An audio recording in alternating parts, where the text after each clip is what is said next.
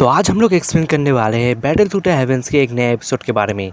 तो एपिसोड के स्टार्टिंग में हम लोगों को देखने को मिलता है जहाँ पे सैमियन उस 9 हेडेड बीस्ट को देख रहा होता है और मिस किनलिन अभी भी बेहोश है, जो देख के सैमियन बहुत ही ज्यादा हैरान हो जाता है और अपने मन में कह रहा होता है ये ओरा बहुत ही ज्यादा फियर्स है। और उसके बाद हम लोग देखते हैं वो 9 हेडेड बीस्ट ने यहाँ पर सैमियन के ऊपर हमला करना स्टार्ट कर दिया, जो देखने के बाद सैमियन भी अपना 3000 थंडर टेक्निक एक्टिव कर लेता है और इसको इस्तेमाल करते हुए उस हमले को वो डॉज कर लेता है। और दूसरी तरफ हम लोग देखते हैं उस बीस्ट का भी रफ्तार काफी ज्यादा तेज होता है और तभी वो सामियन को खाने जा रहा होता है, लेकिन सामियन भी अपने स्पीड के इस्तेमाल करते हुए काफी तेजी से दूर जाता है। और ये चीज देखने के बाद वो 9 हेडेड बीस्ट भी यहाँ पर बहुत ज्यादा गुस्सा हो जाता है सामियन के ऊपर। और उसके बाद हम लोग देखते हैं वो 9 हेडेड बीस्ट यहाँ पर अपने मुंह से यहाँ पर पॉइजन निकल रहा होता है। दूसरी तरफ ये बात सामियन अपने हेवी रूलर का इस्तेमाल करते हुए उसको डॉज कर ले रहा होता है और उसके साथ साथ सामियन यहाँ पर मिस किनलिन को देखता है और तभी सैमियन मन में सोच रहा होता है ये जगह काफ़ी छोटा है, अगर मैं इस जगह पे बीस्ट के साथ फाइट करूंगा तो यहाँ पर किनलिन को परेशानी आ सकता है। और फिर से सैमियन अपने 3000 थंडर टेक्निक का इस्तेमाल करते हुए उस स्नेक का यहाँ पर गोल गोल घूमना शुरू कर देता है और उसके साथ साथ स्नेक बीस्ट को दिखा जाता है। उनमें से एक स्नेक बीस्ट यहाँ पर अपने मुंह से फायर बॉल यहाँ पर क्रिएट करता है और सैमियन के ऊपर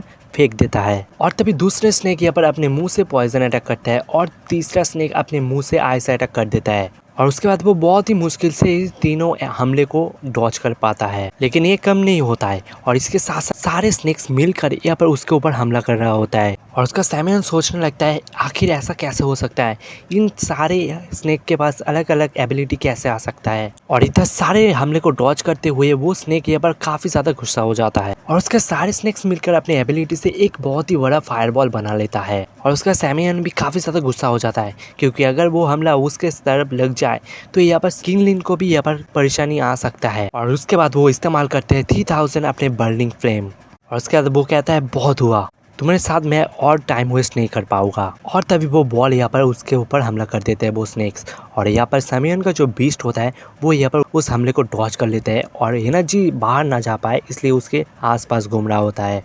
और इस अटैक की वजह से यहाँ पर किनलिन का भी होश आ जाता है और वो आँख खुल के देखते हैं, एक तरफ तो सैमियन है और दूसरी तरफ उसका 9 हेडेड बीस्ट जो कि हमला करने के लिए सैमियन की तरफ बढ़ने लगा था। और उसके साथ साथ सैमियन भी तैयार हो जाता है और तभी किनलिन बीच में आ जाता है और कहता है सैमियन रुक जाओ। और तभी किनलिन अपने ग्रीन सर्वेंट 3 फ्लावर आइज को एक्टिवेट कर लेता है और तभी वो डीमन आई बॉडी कंट्रोल इस्तेमाल करने लगता है, जिसकी वजह से वो उस डीमन बीस्ट को यहाँ पर कंट्रोल करने लगता है। और तभी वो बीस्ट यहाँ पर किनलिन की आंख में यहाँ पर जाके समा जाता है और तभी किनलिन काफी ज्यादा वीक हो जाता है। और उसके बाद वो पीछे घूमता है और कहता है मास्टर सैमियन मुझे माफ कर देना। और ये बोलने के साथ साथ वो नीचे गिरने लगता है और तभी मास्टर सैमियन आके उसको पकड़ लेता है। और तभी सैमियन किनलिन से कहता है तुम ठीक तो हो ना। और इसके साथ साथ वो चेक करने लगता है और तभी वो देखते हैं कि यहाँ पर कोई भी पॉइजन अभी उसके बॉडी में नहीं है और कहता है आखिर ये कैसे पॉसिबल है, तुम्हारे बॉडी में अभी भी इंपीरियल करप्ट हेड पॉइजन थोड़ा बहुत मौजूद था जिसको मैं तुम्हारे बॉडी से लास्ट टाइम रिमूव करना चाह रहा था और अभी मैं देख रहा हूँ कोई भी पॉइजन तुम्हारे बॉडी में बचा ही नहीं है। और उसके बाद किनलिन जवाब देते हुए कहता है ये वो 9 हेडेड जायंट स्नेक ने किया होगा, उसने मुझे मेरी बॉडी का बचा कुचा पॉइजन रिमूव कर दिया होगा। उसका सैमियन थोड़ा सा हैरान हो जाता है और कहता है आखिर ये स्नेक है क्या, जिसका जवाब देते हुए किनलिन कहता है असल में वो एक एंशिएंट स्नेक की सोल है जिसको मैं अपने अंदर स्टोर करके रखा हुआ है। और ये सुनने का सैमियन और भी ज्यादा हैरान हो जाता है क्योंकि वो जानता था एंशिएंट हेमनली स्नेक एक एंसेस्टर है जो कि सारे के सारे स्नेक मॉन्स्टर्स का हुआ होता था और उसमें इतना ज्यादा ताकत थे कि वो चाहता तो पूरी दुनिया में यहाँ पर अपना हुकूमत मचा सकता था। और अगर मैं सीधी तरीके से कहूँ तो वो एंशिएंट फिनिक्स की बराबर की थे, लेकिन एंशिएंट टाइम की किसी वजह से वो पूरी तरह से लुप्त हो चुके थे। तो इसलिए मुझे समझ नहीं आया आखिर ये एंशिएंट हेमनली स्नेक आया कहाँ से। और ताज्जुब की बात है अभी तक मैं किसी भी किताब में 9 हेडेड हेमनली स्नेक के बारे में नहीं पढ़ा था, जिसका जवाब देते हुए किनलिन कहता है असल में वो एक म्यूटेटेड स्नेक है इसलिए उसका 9 सर है। और उसके बाद वो कहता है कुछ वक्त पहले मैं एक एंशिएंट माउंटेन में गया था जहाँ पर मुझे एक बहुत बड़ा स्नेक का स्केलेटन देखने को मिला था और उसमें मैं अपना ग्रीन सर्वेंट फ्लावर आइज का इस्तेमाल किया था। तभी उस स्केलेटन के अंदर से एक सोल निकल के बाहर आ चुका था और जैसे कि मुझे मालूम था एंशिएंट टाइम में सिर्फ 2 तरह के स्नेक मॉन्स्टर्स हुआ करते थे जिसका ब्लड लाइन पूरी तरह से रॉयल था और उनमें से एक था एंशिएंट स्नेक और दूसरा था स्वेलिंग पाइथन। इवन के पाइथन की लाइन भी उसका डिसेंडेंट थे और यहाँ पर स्वेलिंग पाइथन के नाम सुनकर यहाँ पर उसको मेडुसा का याद आ जाता है, क्योंकि सैमियन जानता था क्वीन मेडुसा एवोल्यूशन के बाद मल्टी कलरफुल स्वेलिंग पाइथन बन जाएगी, जो कि उसकी ताकत को अनलिमिटेड बढ़ा देगा। और तभी सैमियन किनलिन से सवाल करते हुए कहता है, वैसे तो मैं सब कुछ जान गया, लेकिन आखिर वो एंशिएंट स्नेक ने मेरे ऊपर हमला क्यों किया?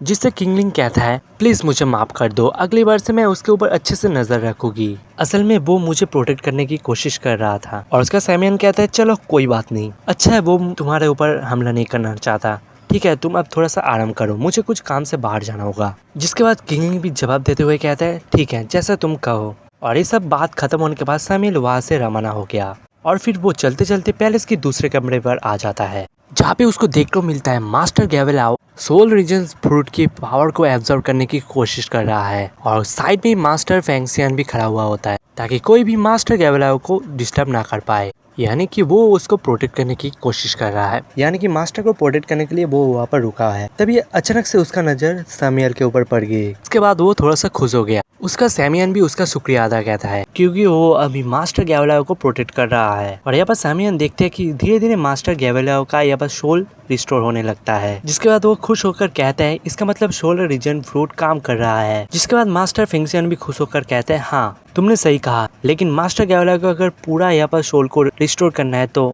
उसको सोल ऑफ रीजन फ्रूट को पूरी तरह से एब्जॉर्ब करना होगा, जिसको कंप्लीट करने के लिए मास्टर को काफी ज्यादा टाइम लग सकता है, इवन 1 मंथ भी लग सकता है। जिसका सैमियन भी कहता है, इस वक्त का मैं काफी दिनों से इंतजार कर रहा था, इसमें कोई भी खराबी होने मैं नहीं दूंगा, बस थोड़ी और देर की बात है। और उसके दिमाग में ये भी चल रहा होता है कि सोल पैलेस का खतरा अभी भी मन रहा हुआ है। और तभी वो मास्टर फेंगसियन से कहता है, मैं इस वक्त को जाया नहीं करना चाहता, जब तक मास्टर गैवेलाओ इस सोल ऑफ रीजन फ्रूट को एब्जॉर्ब कर रहा है तब तक मैं जाके हेवनली लेवल फाइटिंग स्किल को इम्प्रूव करने की कोशिश करता हूँ, जो कि मुझे उस रूम के अंदर मिला था। जिसके बाद मास्टर फेंगसियन भी थोड़ा सा सरप्राइज हो जाता है और वो मुस्कुराते हुए कहते हैं, इसका मतलब हेवनली लेवल फाइटिंग स्किल अभी तुम्हारे पास है। तभी तो मैं सोचूं वो स्किल गई किसके हाथ में, क्योंकि किसी के पास तो वो स्किल नहीं थी। तो ठीक है सैमियन, तुम आराम से अपने स्किल को प्रैक्टिस करो, मास्टर की फिक्र बिल्कुल भी मत करना, उनका हिफाजत करने के लिए मैं यहाँ पर मौजूद हूँ। जिसके बाद वो सैमियन को बेस्ट ऑफ लक भी कहता है और सैमियन वहाँ से चला जाता है।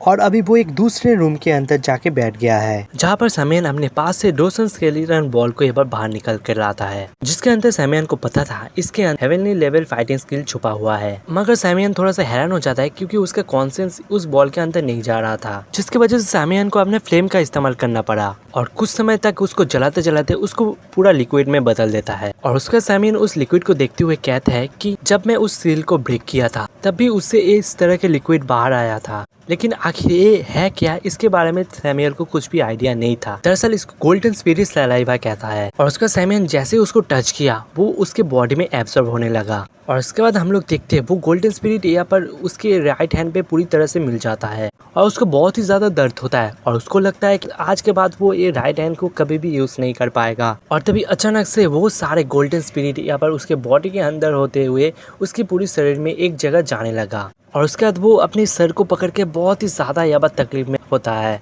और तभी अचानक से वो दर्द यहाँ पर पूरी तरह से मिल गया।